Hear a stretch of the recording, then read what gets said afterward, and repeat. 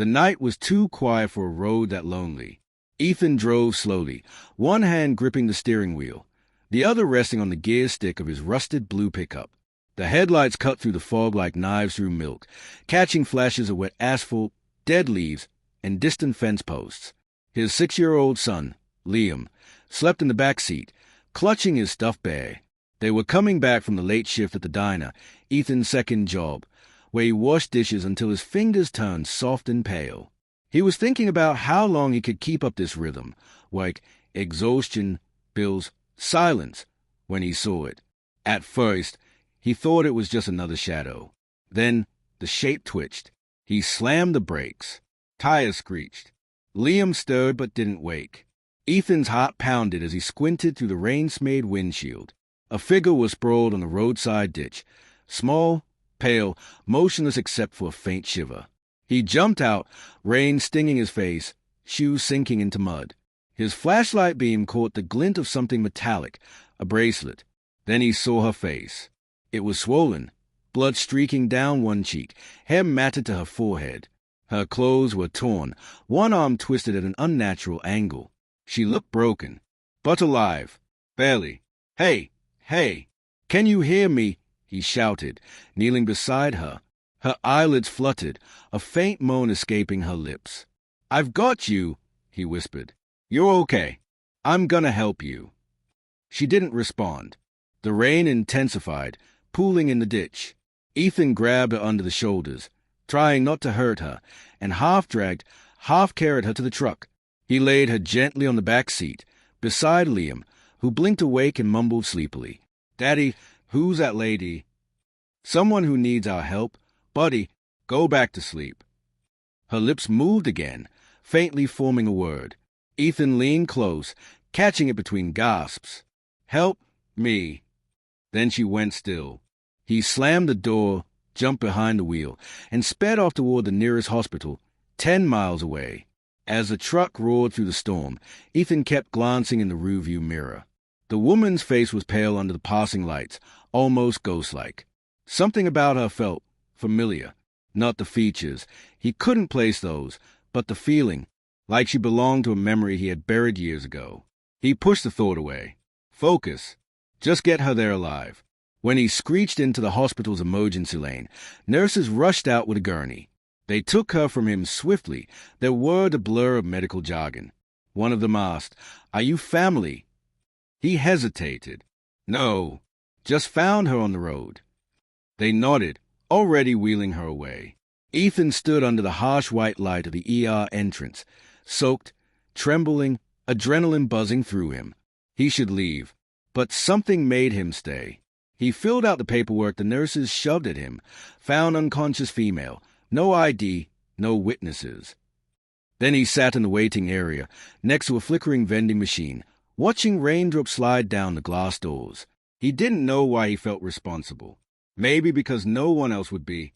He knew what it was like to be abandoned. His wife had done that 2 years ago, left him and Liam without a note. She'd said she couldn't live this small life anymore.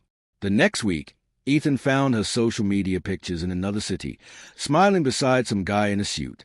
He'd sworn never to care about another stranger again. But here he was. An hour later, a doctor approached him. "She's alive," he said, "but it's bad. Head trauma, fractured spine, broken ribs. She'll need surgery and likely long-term care. Any chance you can help us identify her?" Ethan shook his head. She didn't have a purse, phone, nothing. The doctor nodded grimly. "We'll keep her as Jane Doe for now. If you remember anything, call us." Ethan stood to leave, but before he could turn away, the doctor added, "She was whispering something when we brought her in. A name." "What name?" The doctor frowned. She said, "Ethan." The world froze around him. His throat went dry. "What?" "Ethan," the doctor repeated.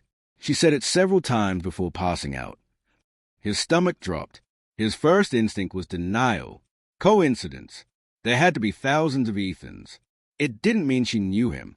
But something inside him, the quiet, unshakable part of his gut, knew otherwise. He waited until the nurses wheeled her into ICU, her face partly obscured by bandages and tubes.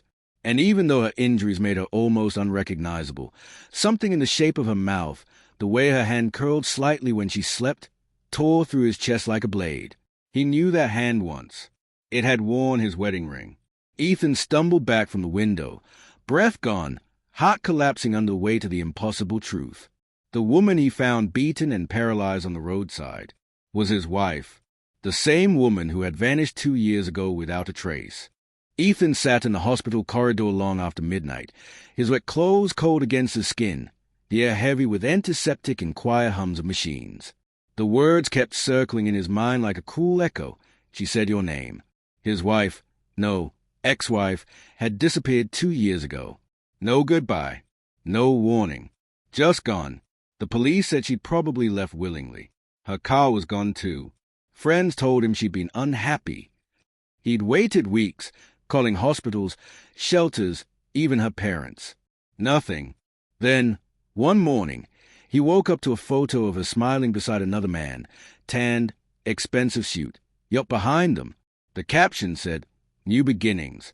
That had been enough for Ethan. He'd buried her in his mind, raised Liam alone, and promised never to look back. And now, she was lying a few rooms away, broken, paralyzed, and whispering his name. He rubbed his face hard, trying to clear the fog of disbelief. How had she ended up like this? Who had done this to her? And why had she been on that road, miles from anywhere? The doctor returned with a clipboard. She's stable for now, he said quietly, but her spine is severely damaged. The paralysis may be permanent. Ethan swallowed. When can she wake up? She's sedated for the night. You can see her in the morning, but don't expect much responsiveness. Her body's been through hell. He nodded, though his thoughts were anything but calm. He thanked the doctor, then walked back to his truck. The rain had stopped, but everything was drenched, the kind of wet that seeped into your bones. He climbed inside, closed the door, and let out a sound halfway between a breath and a sob. Liam was curled up in the back seat, still asleep, blissfully unaware of the chaos spinning around them. He couldn't tell him yet. How do you explain to a child that the mother he thought was dead, or worse, had come back broken and bleeding from some nightmare you didn't understand? Ethan leaned his head on the steering wheel and stayed there until the horizon began to pale. By morning, the hospital smelled of coffee and disinfectant. Ethan brought Liam to a neighbor's house before returning. His heart hammered as he walked down the ICU hall, every step heavier than the last. When he reached her room, he froze at the doorway. Her face looked softer now, cleaned and bandaged, her hair brushed back. Tubes trailed from her arms, machines beeped steadily beside her. Her chest rose and fell shallowly under the thin blanket. She didn't look like the woman from the photograph anymore, the one smiling under sunlit skies, holding champagne. That woman had been unreachable, untouchable. This one looked fragile, human. He stepped closer, hesitant, afraid of what he might feel. Clara, he whispered, the name tasting strange after so long. No response. He stared at her hand resting limp on the blanket. 2 years ago, he'd begged her to talk to him, to tell him what she wanted, what he'd done wrong. All she said before packing her bag was, I can't do this anymore. I don't want this life. And now, here she was, clinging to it. A nurse came in with a clipboard. You're her husband. Ethan hesitated. I was... The nurse nodded politely, glancing at the chart. We'll need you to sign some form for her treatment authorization. No next of kin listed. Ethan blinked. What about the man she was with? The one she left with? The nurse frowned. We didn't find any ID. No phone. Just this bracelet. She held up a small silver chain, engraved with a single word, Clara. Ethan took it in his hand, thumb tracing the faint scratches. He'd given it to her on their 5th anniversary. Where did you find her? The nurse asked. Off Route 47. In a ditch. That road's dangerous. Lots of hit-and-runs there. She sighed. But from her injuries, it looks like more than that. Whoever did this, they wanted to make sure she stayed down. A chill spread through Ethan's chest. He looked at Clara again, and for the first time, fear began to eclipse anger. Hours passed. The doctors monitored her closely, adjusting machines, whispering updates. Ethan stayed by her side, staring at the steady rhythm of the monitor. Then, as the afternoon sun filtered through the blinds, she stirred. "Clara." Her eyelids fluttered. Her lips moved faintly. He leaned closer, his heart thudding. "Clara, it's me. It's Ethan." Her eyes opened, cloudy, disoriented. When they focused, confusion crossed her face, followed by a flicker of terror. Her breath hitched. "Ethan!" He swallowed hard. "Yeah, you're safe now." Tears pooled in her eyes. Her voice was hoarse, almost inaudible. "Where am I?" "You're in the hospital. You were hurt badly. Do you remember what happened?" Her brow furrowed, and for a moment he saw something, panic, guilt, or both, flash across her face. Then she shook her head weakly. "No, I don't know." Ethan wanted to believe her, but the tremor in her voice didn't sound like confusion. It sounded like fear. He sat down slowly. "Clara, they said you might not feel your legs right now. You're going to need time. But you're alive, okay? You'll get through this." Tears slid down her cheeks. I didn't think you'd still care." He looked at her, jaw tightening. "You vanished, Clara. You left Liam and me without a word. Then I find you half dead on a road I never even drive. And you're asking if I care." Her face twisted, pained. "I couldn't stay. Ethan, you don't understand." "Then help me. Make me understand," he said sharply. She closed her eyes, trembling. "I can't." He leaned back, fists clenching. The monitor beeped faster, mirroring the tension crackling between them. "Finally," she whispered, "please, don't tell anyone you found me, especially not them." "Who's them, Clara?"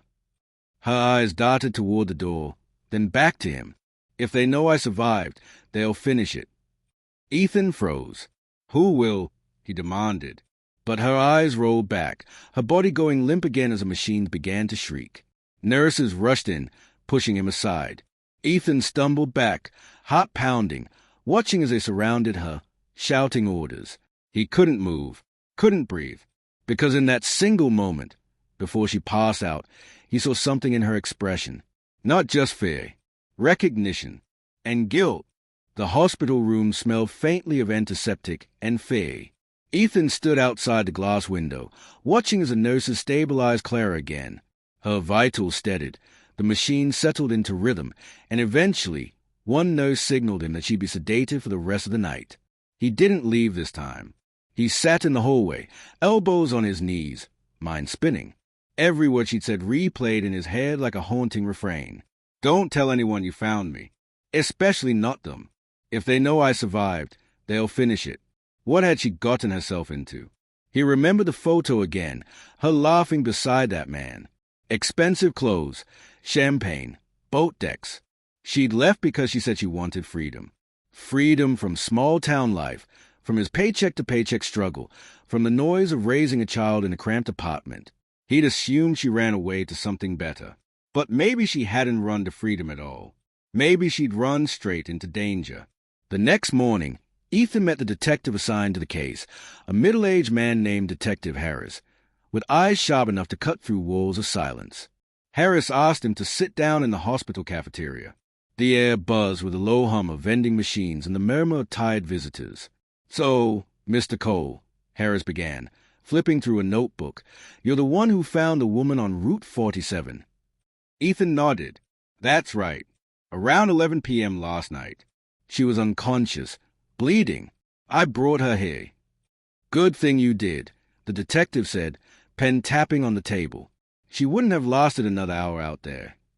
"Any idea what happened?" Ethan asked. Harris sighed. "No car nearby. No signs of a crash. Just drag marks. Someone dumped her there. We're running her prints now to confirm identity." Ethan hesitated, his throat dry. "Her name's Clara. Clara Cole. She's my wife." That caught the detective's attention. "Your wife?" "Ex-wife," Ethan corrected quickly. "She left 2 years ago. Haven't seen her since." Harris leaned back. "That explains why she looked familiar. We found a missing person file under that name. Case closed after she was seen alive in California. Ethan frowned. So you're saying she was living somewhere else? Seems like it, Harris said.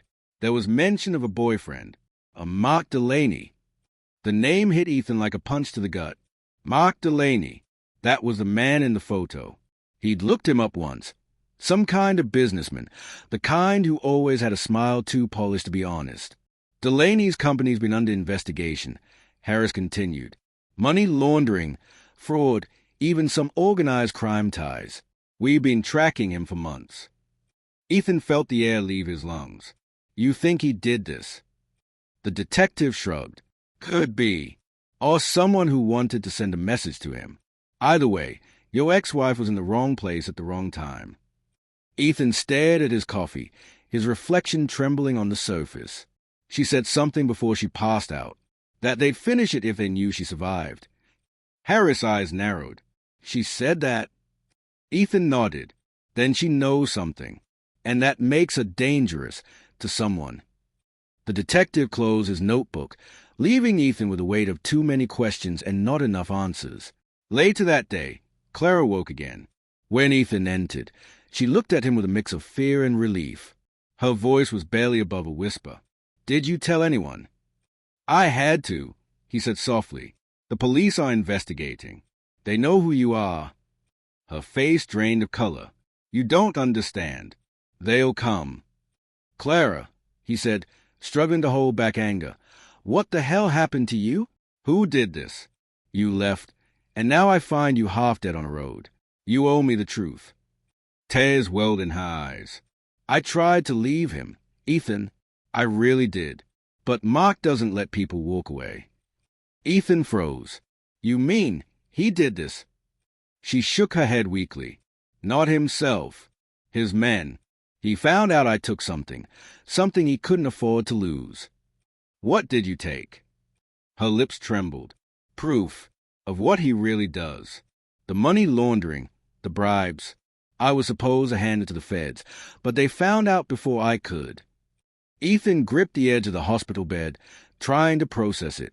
So you're saying you're caught between the man you ran away with and the people you betrayed him to? She nodded faintly. They thought I was dead.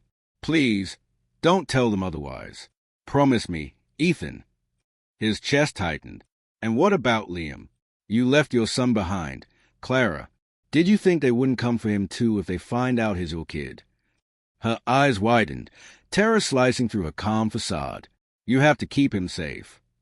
I have been keeping him safe, Ethan snapped. For 2 years. Alone. She flinched, tears spilling down her cheeks. I'm sorry.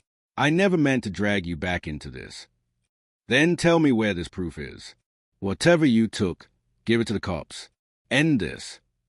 But she only shook her head, whispering, It's not that simple. If I talk, we all die. Before he could press further, a nurse entered, asking him to step outside while they checked her vitals.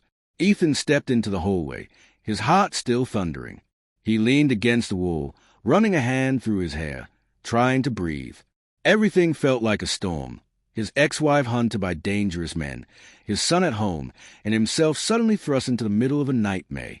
That's when his phone buzzed. Unknown number. He answered instinctively. Hello. A pause. Then a low voice. You should have left her there, Mr. Cole. Ethan's breath caught. Who is this?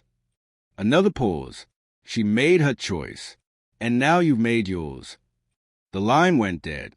Ethan stood frozen, the phone still pressed to his ear, staring down the sterile hospital corridor as cold dread settled deep in his gut. They knew, whoever they were, they knew Clara was alive, and they knew he found her. Ethan didn't move for a long moment. The phone hung loosely in his trembling hand as his mind tried to make sense of what had just happened. The voice had been calm, too calm, the kind that didn't threaten out of anger but out of certainty. You should have left her there.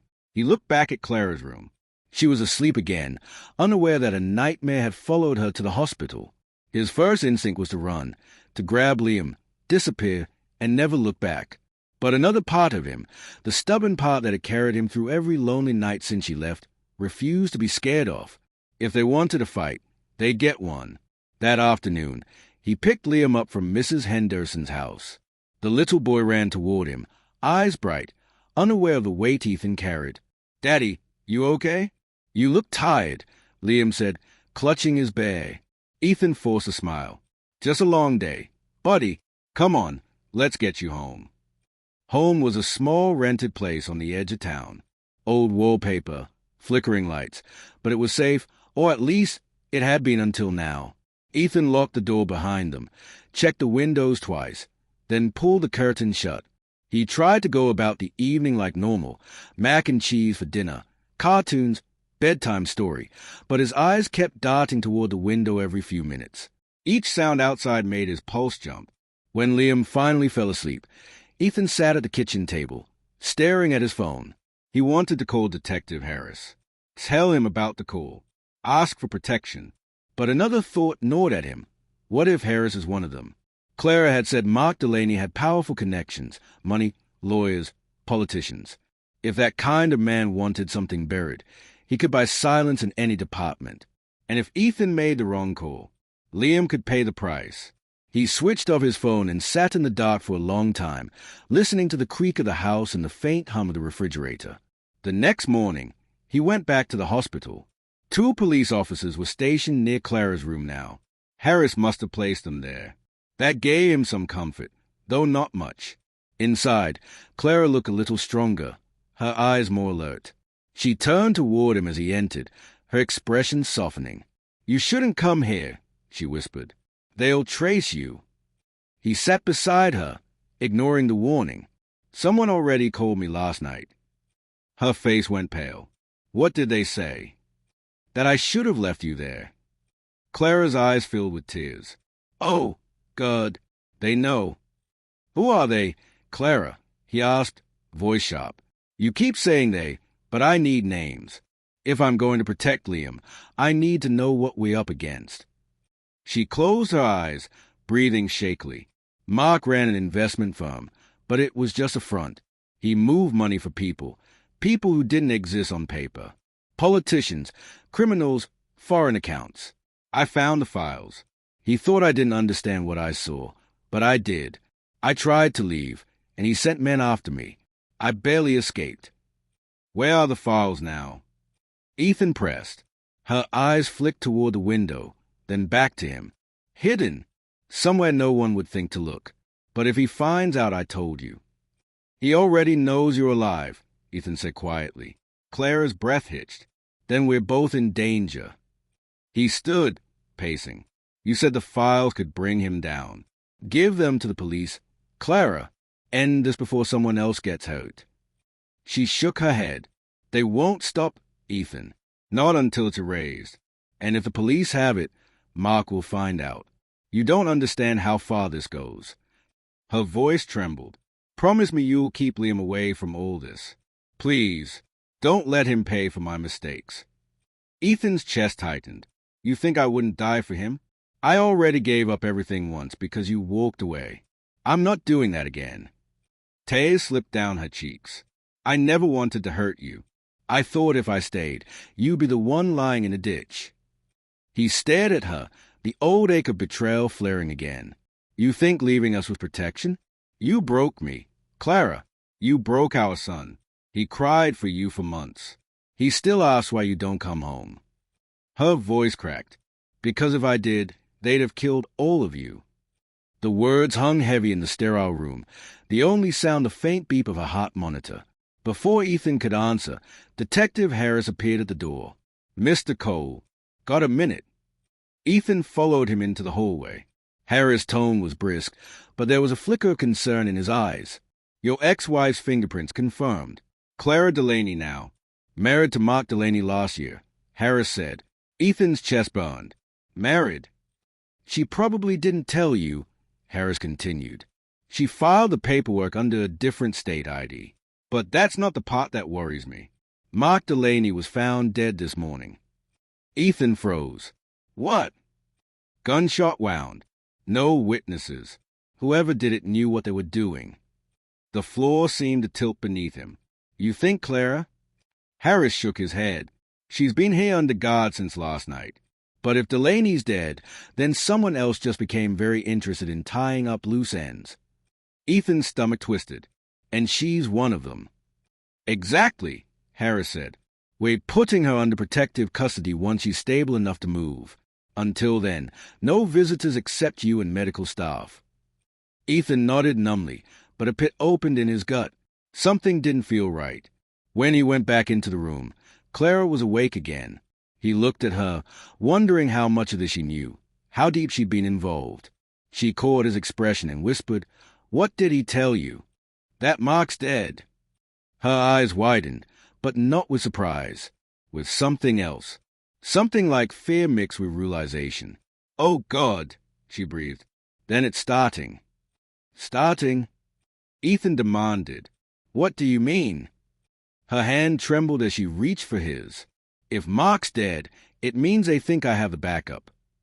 "What backup?" "The drive. The one that proves everything. Ethan, they'll come for me. And if they can't find me, they'll come for you." Before he could speak, the lights in the hallway flickered. A faint power surge hummed through the building. Nurses exchanged worried glances. Then came the sound. A sharp pop, metallic, distant, but unmistakable. A gunshot. Screams echoed down the corridor. Ethan's blood turned to ice. He grabbed Clara's hand. "Stay down." The next second, the glass in the window behind him shattered. A bullet sliced through the curtain. The sound of shattering glass was swallowed by screams and chaos. The fluorescent lights flickered again, then went black entirely. For a moment, the hospital corridor plunged into darkness, only the emergency exit signs glowing red. "Get down!" Ethan shouted, grabbing the metal frame of Clara's bed and yanking it away from the window as another bullet cracked through the glass, splintering it into glittering shards. Clara gasped in pain, her hand clenching his wrist. "Ethan, they're here." He crouched low beside her bed, heart pounding so hard it made his vision pulse. Down the hallway, a nurse's voice screamed for help. Then came another pop, and the screaming stopped. Ethan's blood ran cold. This wasn't some random shooting. This was precision, controlled, planned. Whoever was coming knew exactly where they were going. He grabbed Clara's trembling hand. "Can you move at all?" She shook her head weakly, panic spreading across her face. "No, my legs." Okay, he muttered, trying to think through the adrenaline. "We'll figure it out. Just keep quiet." He scanned the room. The blinds were shredded. The door was still half open, the hallway beyond glowing faintly red from the exit sign. Then, footsteps. Slow, deliberate. A voice echoed faintly from the corridor. "She's in room 214. Finish it." Ethan's breath caught. There were two of them. He could hear the scuff of boots, the click of a gun being reloaded. He looked at Clara, then around the room again, searching for anything he could use. His eyes landed on a fire extinguisher mounted by the door. He moved quickly, pulling the pin as quietly as possible, then crouched beside the door. The footsteps came closer. 5 seconds. 4. 3. The first shadow appeared in the doorway. A tall figure, all black clothes and gloves, holding a pistol with a silencer. Ethan swung. The extinguisher slammed into the man's arm with a sickening crack. The gun clattered to the floor. Ethan sprayed the extinguisher full blast, a white cloud filling the room. The man shouted, blinded, and stumbled back. Ethan kicked the gun under the bed and tackled him. The second man burst through the door, firing blindly through the haze. Bullets tore into the ceiling tiles. Ethan threw himself sideways, grabbing the fallen man's baton and hurling it at the shooter. It hit him square in the shoulder. Clara screamed. Ethan dove toward the gurney, pushed it with all his strength toward the far wall, and flipped it onto its side for cover. Metal clanged. His body trembled with fear and fury. The shooters recovered fast. One yelled into a radio. "Target not neutralized. Room 214 compromised." Ethan's mind raced. If they had radios, more were coming. He had to get Clara out. He grabbed her wrist. "Hold on to me." Her voice shook. "Ethan, trust me." He wheeled her bed toward the side door. The hall lights flickered again, alarms beginning to wail. Smoke from the extinguisher curled like fog around them. Somewhere, someone shouted for security. They burst into the side corridor, empty except for the flashing red emergency lights. Which way? Clara gasped. Ethan's memory clicked. He'd passed a maintenance exit near the supply room earlier. This way. He pushed as fast as he could, his arms burning. The wheels squeak against the tile floor, every sound amplified by the silence. Then, a voice from behind. Stop! A shot rang out. The bullet sparked off the floor near his feet. Ethan didn't stop. He crashed through the double doors, into the supply hall, and spotted the green exit sign glowing ahead. He rammed the bed through the last door and into the cold night air. Rain poured again, soaking them instantly. The hospital's back lot stretched wide and dark, fenced off except for a narrow service gate. Ethan pushed the bed through puddles, his lungs burning, until he saw headlights, an old white van parked near the dumpsters. Then the driver's door opened. He froze. A man stepped out, holding a gun, but not aimed at him. Mr. Cole, the man said calmly. Get in. Now. Ethan's instinct screamed trap. But behind him, more footsteps pounded closer. The men from the hospital. Who are you? Ethan demanded. Someone who doesn't want you or your wife dead, the man replied. If you stay here, you both die in 60 seconds. Choose. Another gunshot exploded behind them, hitting the metal railing. Ethan didn't have time to think. He lifted Clara from the bed with shaking arms and shoved her into the van's back seat. He climbed in after, and the doors slammed shut. The van peeled out of the lot just as two black SUVs turned the corner behind them. Inside, the stranger drove fast but steady, his face half-lit by the dashboard. He was in his late 40s, clean-cut, wearing a dark jacket with no insignia. Ethan held Clara tightly, his heart still racing. Who the hell are you?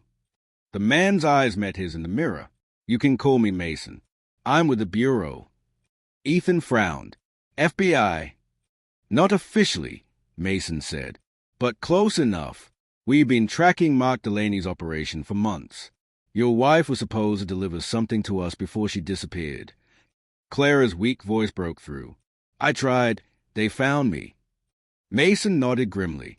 Yeah, and now they know you're alive, which means they'll burn everything to the ground to find you. But if you still have what you took, we can end this. Clara's hand trembled. It's safe. Where? Mason asked. Her lips parted, but she hesitated. Not yet. I need to see Liam first. Mason shot Ethan a look. You have a kid. Ethan's jaw clenched. Yes, he's 6, and if they are watching me, they'll find him. Mason cursed under his breath and stepped hard on the gas. Then we better move fast. Rain hammered the windshield, the wipers struggling to keep up. Clara leaned weakly against Ethan, her body trembling from exhaustion. Ethan brushed wet hair from her face, his anger and worry tangled together. You should have told me, he whispered. She looked at him, eyes full of guilt. I didn't want you dragged into my mess again. He almost said something cruel, something about how she already had, but stopped. She looked too fragile, too human. Outside, the storm raged. Inside, silence grew heavy between them. Mason's phone buzzed. He put it on speaker. A woman's voice came through, tense. We've got eyes on 2 SUVs heading east. They are closing fast. Copy, Mason said, glancing at Ethan. They found us. Clara's hand gripped his arm. They won't stop. Ethan looked out the window, watching headlights appear in the distance behind them, 2 sets, glowing brighter through the rain. He turned back to Mason. Then what do we do? Mason's jaw tightened.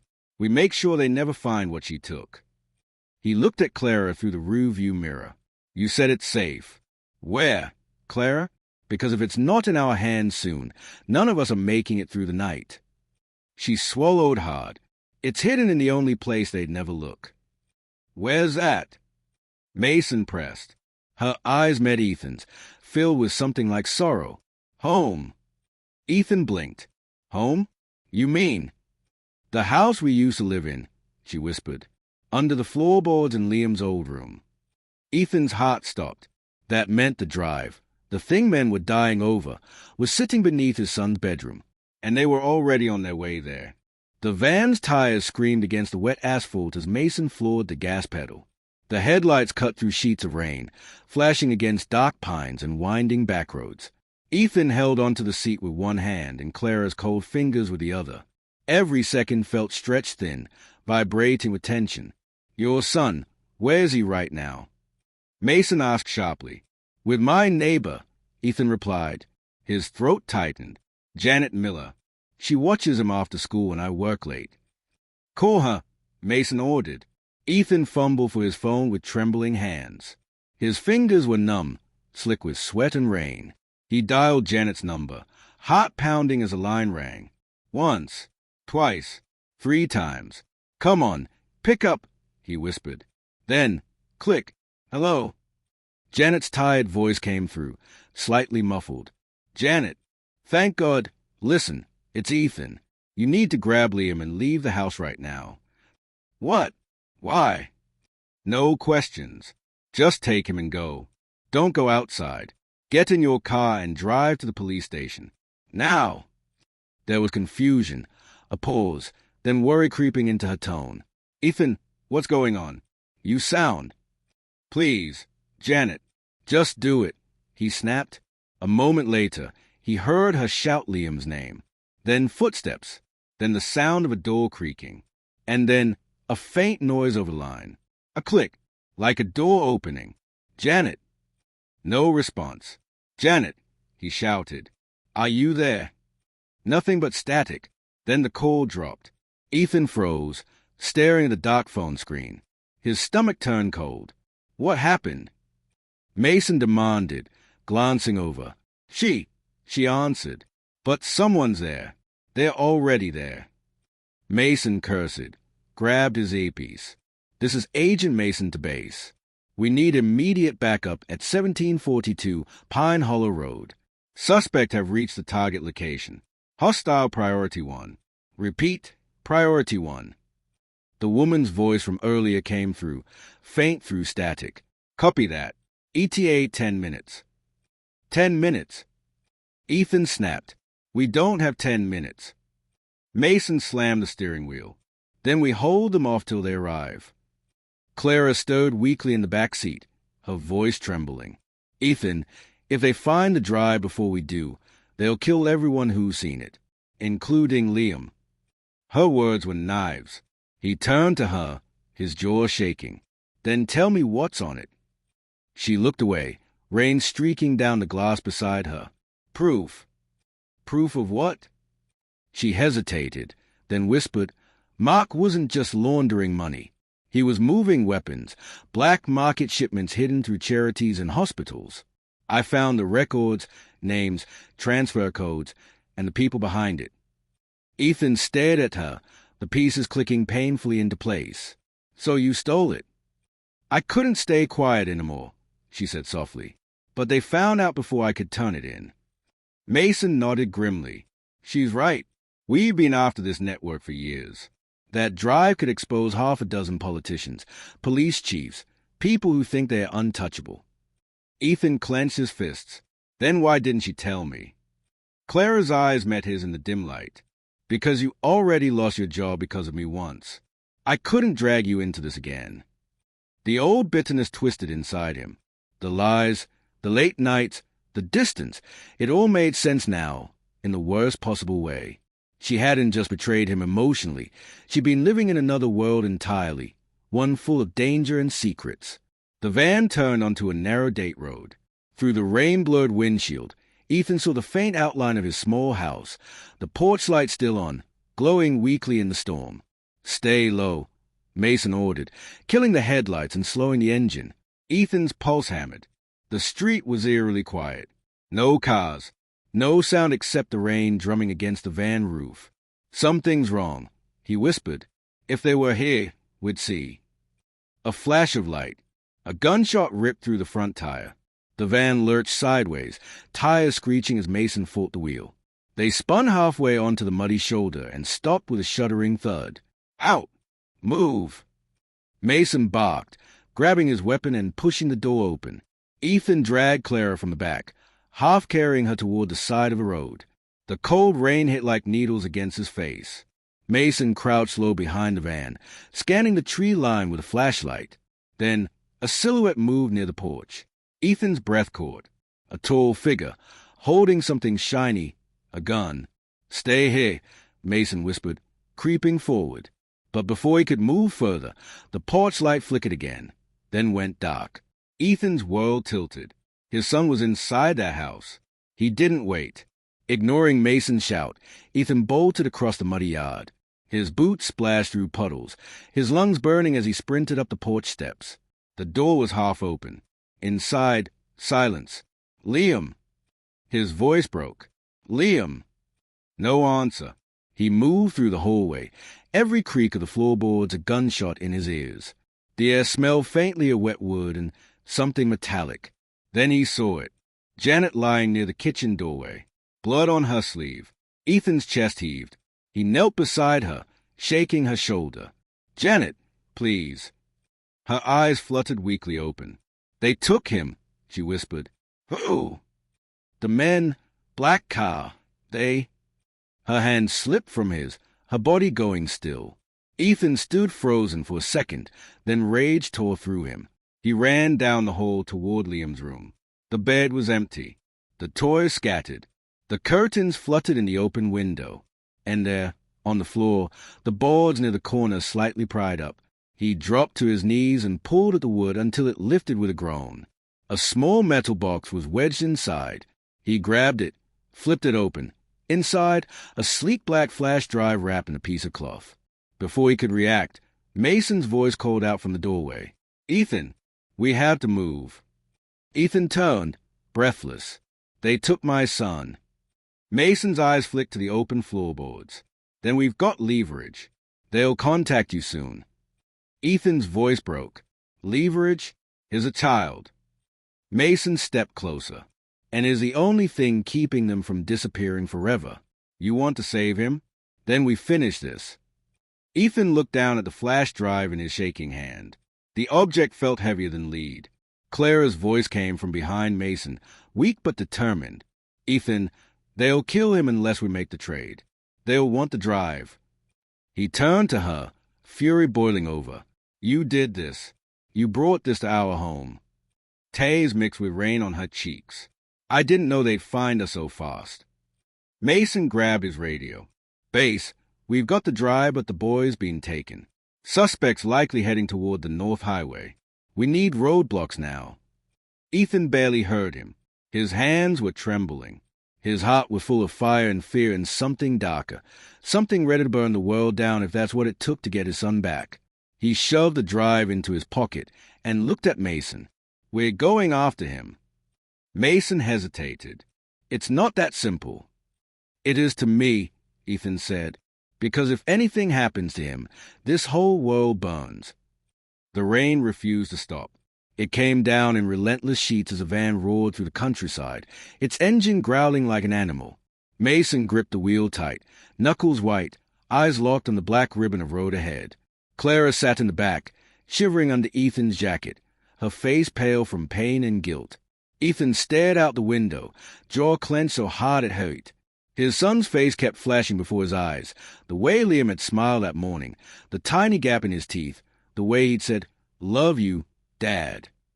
The memory stabbed him over and over. Mason's phone buzzed on the dash. He answered immediately. "Talk." The female agent's voice came through, crackling. "We have partial confirmation. 2 black SUVs were spotted leaving Pine Hollow Road 10 minutes ago, heading northbound toward Route 7. Local units in pursuit, but they are moving fast. License plates. Fake. Untraceable."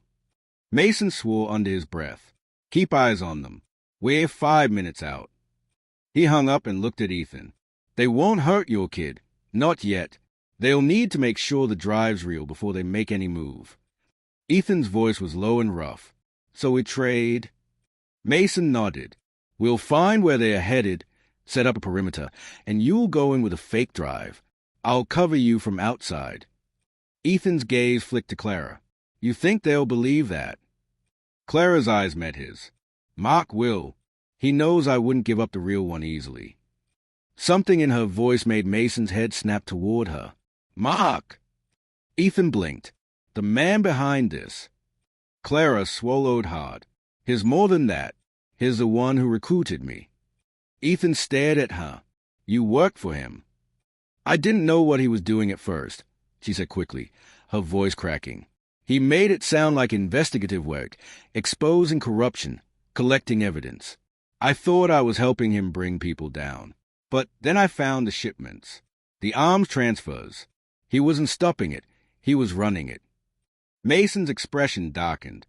You were part of his inner circle. I was his analyst. I managed the digital logs. I thought I could keep my head down and stay safe until I could turn everything over to the Bureau. Ethan shook his head in disbelief. And when you couldn't, you ran. Tears welled in her eyes. They killed the last person who tried to expose him. I thought if I hit the drive, they'd stop, but I was wrong. The van hit a pothole, jolting them all. Mason slowed as lights appeared ahead. The outline of an old truck-stop diner at the edge of the highway. Its neon sign flickered in the rain. This is where we regroup, Mason said, pulling into the back lot. We wait for the chase units to feed us coordinates. Then we move. He killed the engine and turned to Ethan. We'll make the swap fast. But if you go in there angry, if you lose control, they'll use it. Keep your head. Ethan barely nodded. He stepped out of the van into the storm, needing the air, needing to feel something other than the rage boiling in his chest. The wind whipped against him, cold and sharp. He leaned against the van's hood, rain pouring down his face like tears he didn't want to show. He thought of all the nights he'd waited up for Clara when she said she was working late. The lies, the silences, the distance that grew like rot between them. He thought of Liam sleeping down the hall, unaware that his parents' love had already been poisoned by secrets. Now those secrets had his son. Inside the van, Clara sat in silence. Her hands shook as she pulled a thin gold chain from under her shirt, a small locket. She opened it, revealing a picture of Ethan and Liam, smiling in sunlight. She whispered to herself, I'm sorry. A voice came from behind her. You should be. Mason stood by the door, watching her. You put a lot of people in danger, Clara, including your family. I never meant to, she said softly. Intentions don't mean much when bullets start flying, he replied coldly. Then his tone softened just a fraction. If you want to make it right, help us find them before they move the boy. She nodded slowly. There's one place Mark would go if he needed to vanish quickly. An old airstrip near Hollow Ridge. It's private, off the records. He used it for shipments. Mason's eyes narrowed. Coordinates. 30 minutes north from here, she said, closing her eyes. If they took Liam, they'll be waiting there. Mason opened the van door and shouted into the rain. Ethan, get in. We have a lead. Ethan toned, his eyes red but burning with focus. Where? Hollow Ridge. He got in without hesitation. The van roared back to life, tires spinning mud as they tore back onto the road. The storm grew worse, the wipers barely keeping up. Lightning flashed, illuminating the endless pine trees that lined the highway. Clara's voice trembled. If we go there without a plan, we won't get him out alive. Mason nodded. We'll set up Overwatch. I'll contact backup, but it's going to take time. Ethan clenched his fists. We don't have time. Listen to me, Mason snapped. These people aren't amateurs. If we go in half-cocked, they'll kill all of us. You want your son alive? Then we do this smart. Ethan stared ahead in silence, chest heaving. The only sound was rain and the rhythmic thud of the wipers. After a long stretch, Mason's radio crackled. Units confirmed visual on 2 SUVs entering Hollow Ridge perimeter. No sign of hostages. Waiting on your go. Mason looked at Ethan. That's our window. He handed Ethan a small drive identical to the real one. This is a fake. They won't know until they check it. You'll walk in alone, demand to see your son, make the trade. Once it's clear, we move in. Ethan nodded grimly. And if they don't keep their word? Mason's eyes went cold. Then we burn the place to the ground. Minutes later, the van turned onto a gravel path surrounded by trees. The airstrip loomed ahead, faint lights glowing through the fog. Two black SUVs were parked near a hangar. Ethan could make out figures, armed men, at least 6 of them. One stood apart, tall, composed, holding a cigarette that glowed faintly in the dark. Clara's voice broke. "That's Mark." Ethan's heart filled with hate. The man who'd ruined everything. Mason parked behind a ridge. "This is it. You ready?" Ethan looked down at the fake drive in his palm, then toward the hangar where his son was somewhere inside. He took a deep breath. "Let's finish this." He stepped out into the rain, every nerve in his body on fire. The sound of his boots on gravel was the only noise until a voice called out from the shadows. "Ethan Cole, brave man, walking in here alone." Mark stepped into view, wearing a dark suit and an easy smile. Behind him, 2 men held Liam, terrified but alive.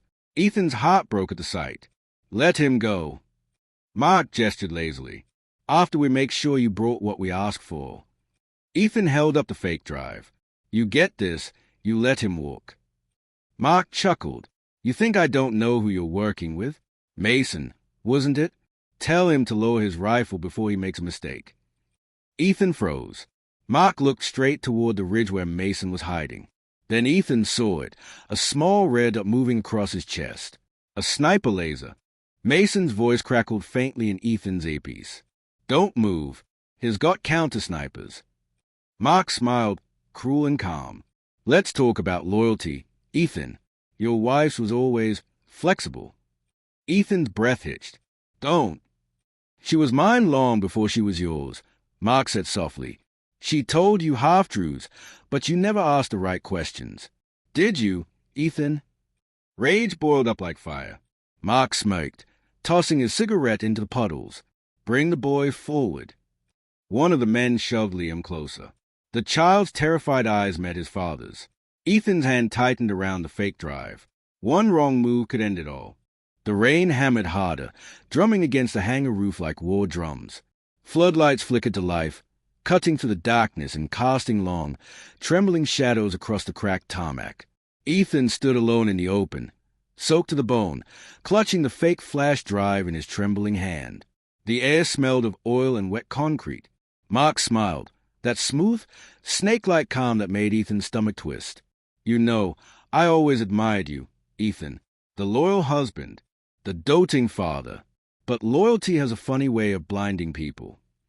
"Let him go," Ethan said, his voice shaking but steady enough to carry through the rain.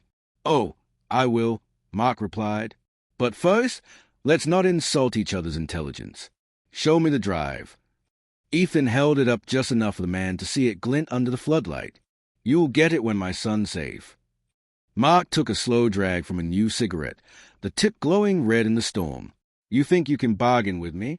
You're standing in my house, Ethan." From the hangar's shadows, 4 more men stepped forward, each armed, each moving with military precision. Ethan's heart pounded so loud it drowned the thunder. Behind Mark, Liam stood between 2 guards, small, drenched, terrified, his lip trembling. "Daddy," the boy whispered. Ethan's throat tightened. "It's okay, buddy. I'm right here." Mark's smirk deepened. "Touching. You see, Clara told me you'd do anything for that boy. That's what makes this easy." Ethan froze. "She told you?" Mark took a step closer, rain streaking down his expensive coat. "She was my insurance policy, my analyst, my confidant, and for a time, my lover." The words hit like a hammer to the chest. Ethan's vision blurred for a second, disbelief and fury crashing through him. "You're lying." Mark shrugged. "Am I? Ask her yourself." Ethan's mind screamed no, but his gut twisted. All those late nights, the way she'd flinched at his touch, the guilt she carried that no explanation could clean. Behind the ridge, Mason's voice came through the earpiece, tight and urgent. "Ethan, keep him talking. Do not engage until I say so." Ethan clenched his jaw. His hand tightened around the drive until his knuckles whitened. Mark exhaled smoke, eyes glinting. "She came to me when you lost your job.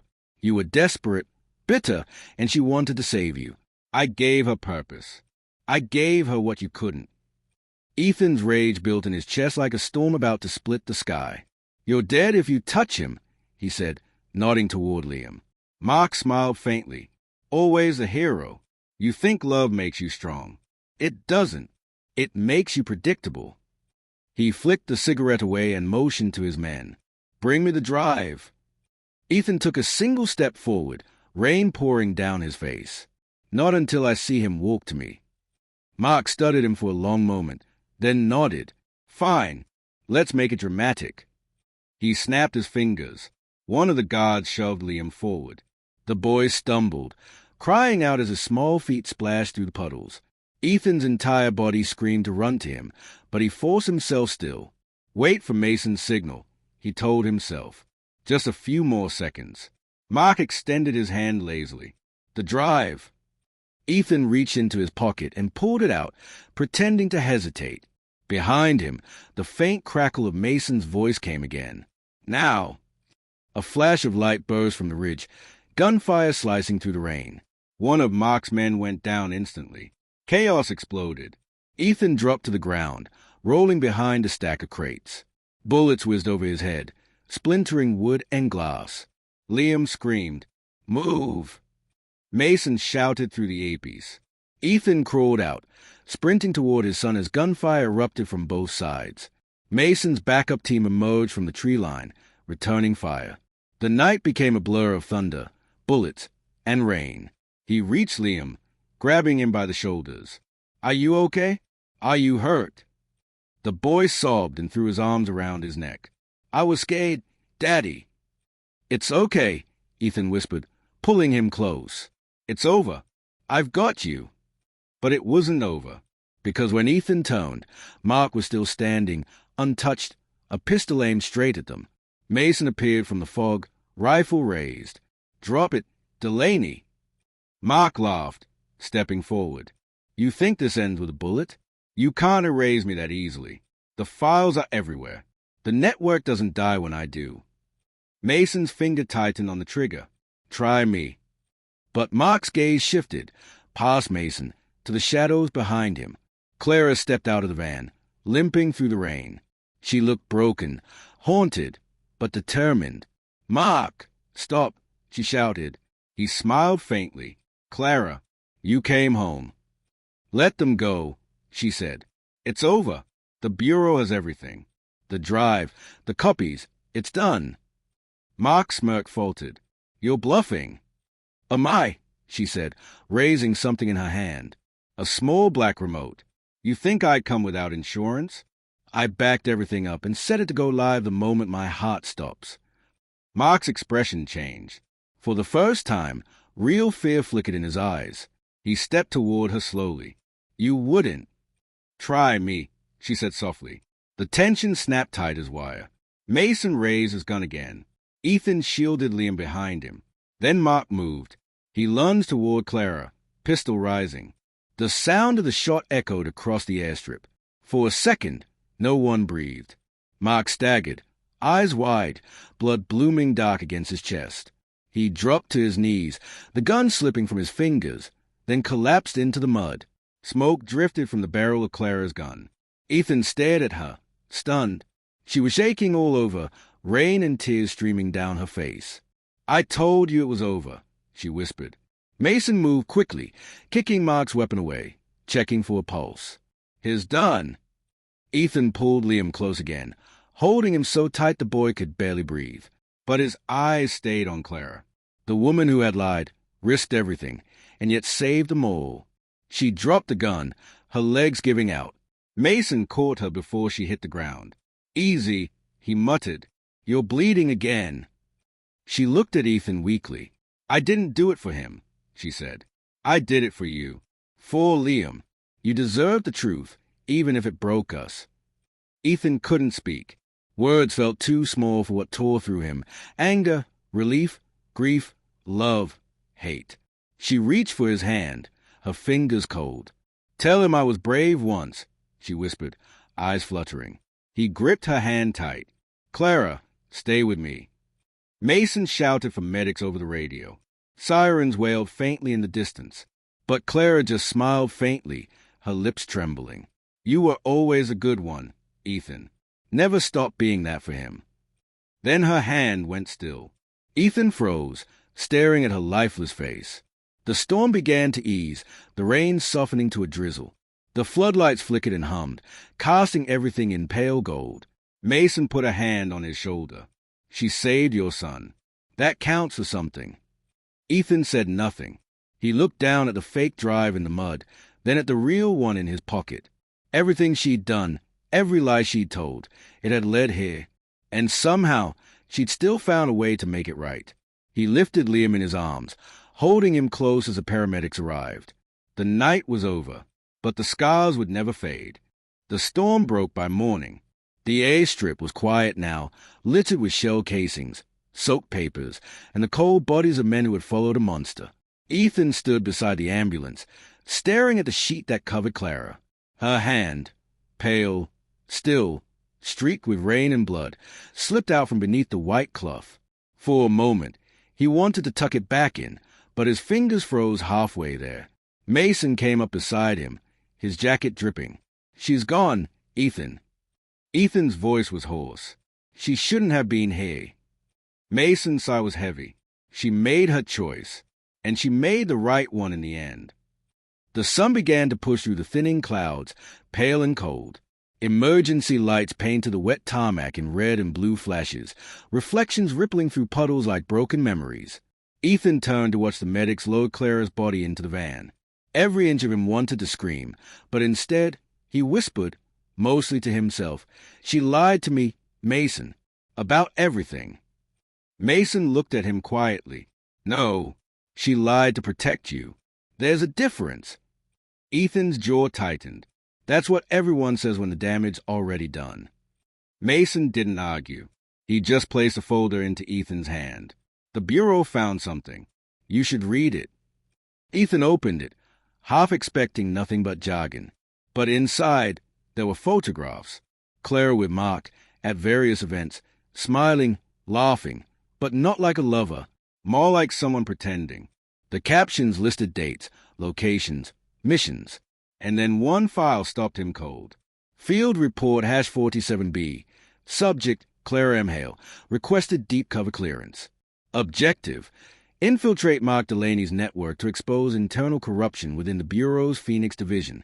Unaware husband, Ethan Hale, remained civilian. Risk, emotional collapse. His hands trembled as he read it again. Then again, Clara hadn't betrayed him. She'd been undercover the entire time, for 2 years, playing a dangerous role she couldn't escape. He swallowed hard, eyes stinging. She was protecting us. Mason nodded slowly. "Mark had ties higher up than we thought. She got too close. When she tried to pull out, he turned on her. She didn't tell you because she knew what it would cost." Ethan's knees nearly gave out. He leaned against the hood of the ambulance, the cold metal grounding him as his mind spun. He thought of all the nights she'd come home late, distant, trembling in her sleep. The secrets, the tears, the haunted look she tried to hide. It hadn't been guilt, it had been fear. Mason's phone buzzed. He stepped aside to answer it. Ethan stayed still, staring at nothing. "Ethan," Mason called after a moment. "The Bureau wants you in for debriefing tomorrow morning." "I'm not sure I can do that," Ethan murmured. "They'll want the drive. The real one." Ethan hesitated, then reached into his pocket. The metal flash drive felt heavier than a stone. He held it out. Mason took it, nodding. "We'll take it from here." But Ethan didn't move. "Mason, there was a message on it, wasn't there? Something she left." Mason hesitated, eyes flicking to the drive, then back to Ethan. "Yeah, she recorded something before the op went bad. I want to see it." Mason studied him for a long moment, then finally nodded. "Okay, come by the field office tonight. I'll make sure you get it." That night, after putting Liam to bed, Ethan sat alone in his living room. The house was quiet, painfully quiet. Every photo on the wall felt like a ghost staring back at him. He poured himself a cup of coffee, but didn't drink it. The rain had started again, gentle against the windows. His mind replayed the night at the airstrip, the gunshot, her eyes, her last words. You were always a good one, Ethan. When his phone buzzed, he jumped. A message from Mason. Video file ready. Sending secure link. Ethan clicked it. The screen lit up with static, then slowly cleared. Clara appeared, sitting in what looked like a safe house. Her hair was tied back, her face pale but composed. She looked straight into the camera. Ethan, she began softly. If you're watching this, I didn't make it back. He froze, barely breathing. I wanted to tell you everything, but every time I looked at you, I couldn't. You've always been the part of me that was pure. I didn't want you dragged into what I'd become. She smiled faintly, though her eyes shimmered with tears. Mark didn't just threaten me, Ethan. He threatened Liam. That's why I stayed. Why I lied. I thought if I could finish this, you'd both be safe. Her voice broke slightly. I never stopped loving you. Not for a second, even when it looked like I had. I know I don't deserve forgiveness, but I hope someday you'll understand that I was trying to be brave the way you always were. She paused, looking down, then back at the camera. Take care of him, Ethan. Tell him his mother wasn't a traitor. Tell him I fought for him until the end. The screen flickered, and then it was over. Ethan sat there, frozen. The room seemed to close in around him. He buried his face in his hands and finally let the tears come, silent, wrenching sobs that shook through him until there was nothing left. Outside, thunder rolled again in the distance. He didn't know how long he sat there before a small voice came from the hallway. Daddy! Ethan looked up. Liam stood there in his pajamas, clutching his stuffed bear. Are you sad about Mommy? The boy asked softly. Ethan swallowed, forcing his voice steady. Yeah, buddy, Liam walked over and climbed into his lap. She's in heaven, right? Ethan nodded, tears still glistening. Yeah, she's watching over us. The boy rested his head against his chest. Then we'll be okay. Ethan wrapped his arms around him and kissed his hair. Yeah, he whispered. We'll be okay. But as he looked past his son, his gaze fell on the computer screen, still glowing faintly, paused on Clara's last frame. Her eyes froze in mid-glance, full of love and regret. And he knew, deep down, the truth she died for would never leave him. The morning after recording, Ethan woke before dawn. The world outside his window was still and gray, the kind of quiet that felt almost sacred. The rain had stopped, but the street shimmered wet under the pale light. He sat at the edge of the bed, staring at the floor. Every muscle in his body ached, not from injury but from exhaustion, emotional, mental, soul-deep. Liam slept peacefully in the next room, the soft hum of his nightlight spilling a warm glow into the hallway. Ethan ran a hand over his face. For the first time in years, he didn't feel angry at Clara, just hollow, like everything that had defined his pain had burned out, leaving only ashes. When the knock came at 7 a.m., he already knew who it was. He opened the door to find Mason standing there, wearing the same tired look Ethan had seen on soldiers after too many battles. He held a sealed envelope in one hand. Morning, Mason said quietly. Ethan stepped aside to let him in. Coffee. Mason nodded. Please. They sat at the kitchen table, steam rising between them. Mason slid the envelope forward. Final report from the Bureau. Thought you should have the truth in writing. Ethan hesitated before opening it. Inside were printed statements, photos, and official stamps. Clara Hale, alias Clara Delaney, undercover agent for internal operations. Confirmed operation, Phoenix Division. The final note at the bottom read, Agent Hale compromised during mission recovery. Deceased in field. Classified as KIA, killed in action, with honors. There was also a small black box. Ethan opened it slowly. Inside was a medal, silver, with a single engraved word, Vela. He stared at it for a long time, his throat tight. They'll give her a funeral. Mason nodded. State service, private invite. You and Liam will be there if you want. Ethan didn't answer right away. He ran his thumb over the cold surface of the medal. She'll finally be remembered for what she really was, he said quietly. She deserves that, Mason replied.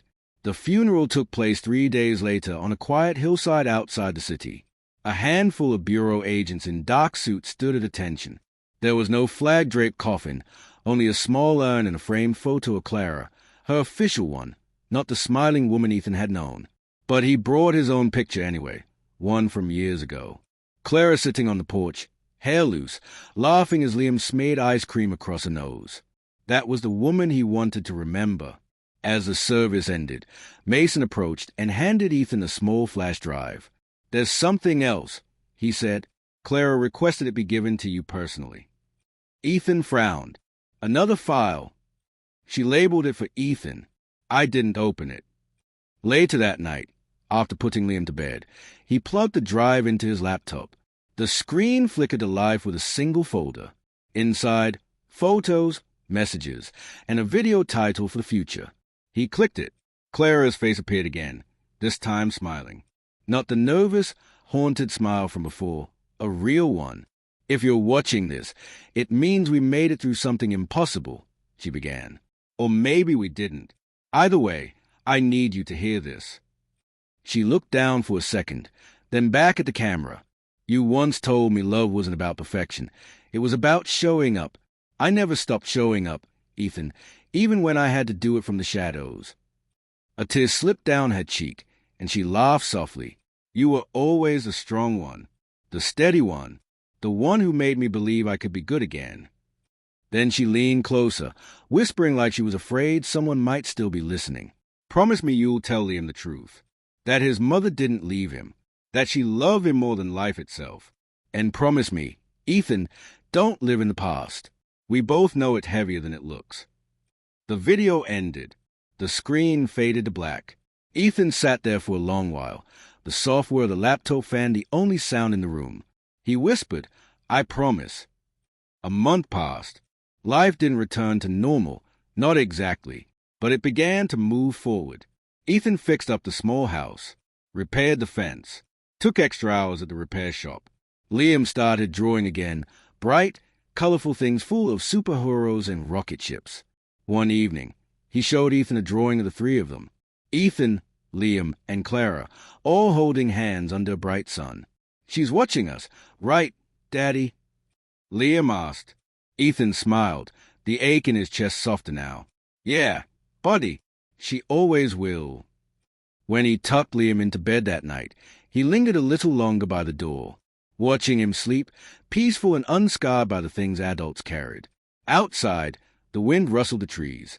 The world didn't feel dangerous anymore, just alive. He walked out onto the porch, coffee mug in hand. The night air was cool and clean, the stars sharp against the dark sky.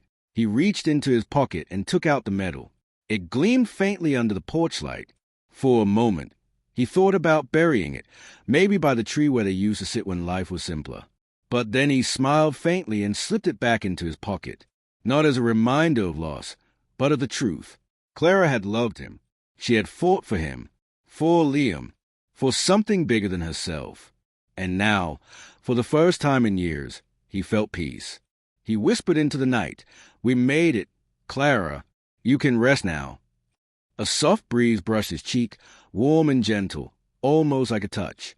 And for a fleeting second, he could have sworn he heard her voice, faint and far away. Always, the wind shifted, and the sound was gone. Ethan smiled, closed his eyes, breathed in deep, then went back inside to wake his son for breakfast. Because life, even broken, still went on. And this time, he was ready to live it.